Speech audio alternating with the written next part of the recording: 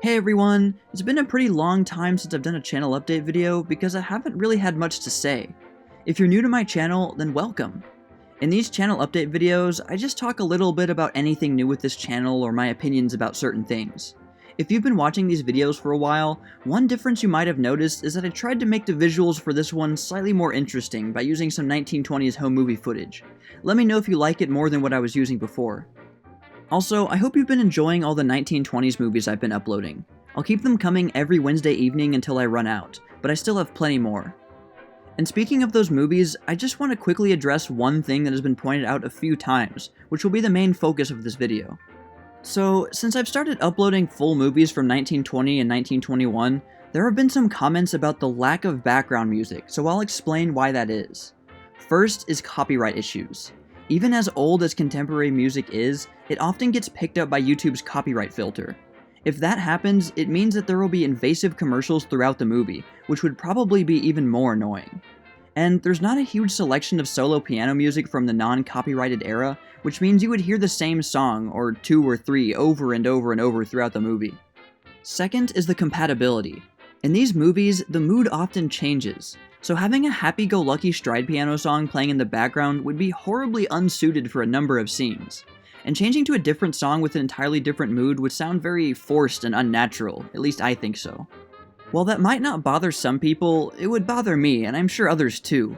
It would be stepping all over the original intention of the movie, in my opinion. And if you really want period music playing during the movie, I've put together a number of 1920s music playlists, but there are ads throughout those because of YouTube's copyright policies. The best solution to all of these issues is to have an original film score on piano or organ specifically made for a film, but it's virtually impossible to find those people nowadays. It's a very rare job. Sure, there are people like Ben Modell who has made numerous excellent scores for specific films, but his scores are his creative property and are probably copyrighted, and that's fine. Sometimes, as I understand, new scores are added specifically to public domain works to insert some copyrighted material in so that the distribution company can still get some money from it. And usually these are really good and they do add something to the public domain work, and they give someone with a very specific skill a good job. But I can't just steal it and upload it to YouTube. Not only might my channel get taken down, but it wouldn't be fair to the people who spent all that time and effort to make the professional scores. If you're the kind of person who really needs musical accompaniment for a silent film, then I think you should support those musicians by buying copies of the restored film with their added music.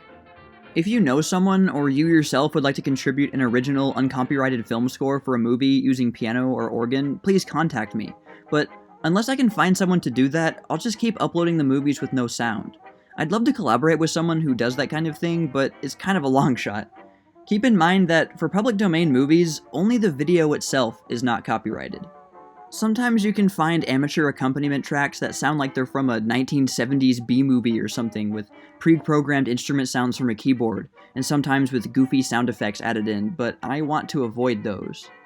Some people seem to think that I didn't know that silent movies weren't truly silent when seen in a theater at the time, but since I have a channel all about the 1920s, it would be kind of insane if I didn't know something like that. Anyway, so the other problem with adding contemporary music to the movie in terms of historical accuracy is that films weren't watched with jazz or sweet dance music, which largely makes up most people's perception of 1920s music. There was either a small group of musicians or a single person who provided the musical accompaniment. If it was one person, they generally played an organ or a piano that semi-improvised and had a cue sheet so they knew when to change moods, or, of course, sometimes there was even a written score for the film, and if it was a big film showing, possibly even an orchestra. So, in short, I really don't want intrusive commercials during the movies, and I also want to emphasize again that only the video aspect of these movies is public domain. But personally, I think watching a completely silent movie is a good exercise in patience and increasing attention span. Trust me, I had trouble at first. It's the same with old-time radio shows. People now just aren't used to being robbed of one sense when using something for entertainment. Yes, it's not completely historically accurate for the movies to be totally silent, but there's just too many problems with adding music right now, so for now, I'll just keep them as they are. I didn't realize this was such a controversial thing. I've never really thought twice about it since I've watched tons of silent films with no audio, but I can't do anything about it, especially with the sheer amount of movies I upload. If you hate it, then I'm sorry. Like I said before, you can always pull up one of my music compilations if you'd like. Moving on to other topics, I also want to talk about my next project. Pretty soon, I'll upload my newest documentary video, this one covering the 1920 US presidential election. As you might have noticed, I sometimes stray from the pop culture things I usually cover. And though it might sound boring, the 1920 election was actually pretty interesting in a lot of ways, so I hope you'll check it out. Along with that video, I'll also be uploading some supplemental materials as well. These being the platform statements of the Republicans and the Democrats, where they state their official stances on issues, and an article written about each party's progress up until a few months before the election, basically telling how and why they nominated who they did, that sort of thing. They're not the most exciting things, but I thought I would experiment a little bit.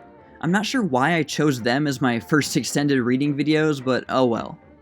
It was actually a lot more challenging than I thought, since the sentences just seemed to keep on going, making giant lists of things with no space to breathe, so it was a real test. But someday I definitely want to read more, well, engaging things. Also, switching subjects again, if you haven't already, please check out the official Instagram page for this channel.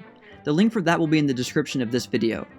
So far, I've just been posting interesting little photos I find while researching for videos or just browsing around the internet. But hopefully soon, I'll be able to upload some more photos for my private collection, just as soon as I get the digital copies of them since I'm very far away from them right now. Well, that's all for now, all you sheiks and gals out there, but stay tuned for more tales from the Jazz Age.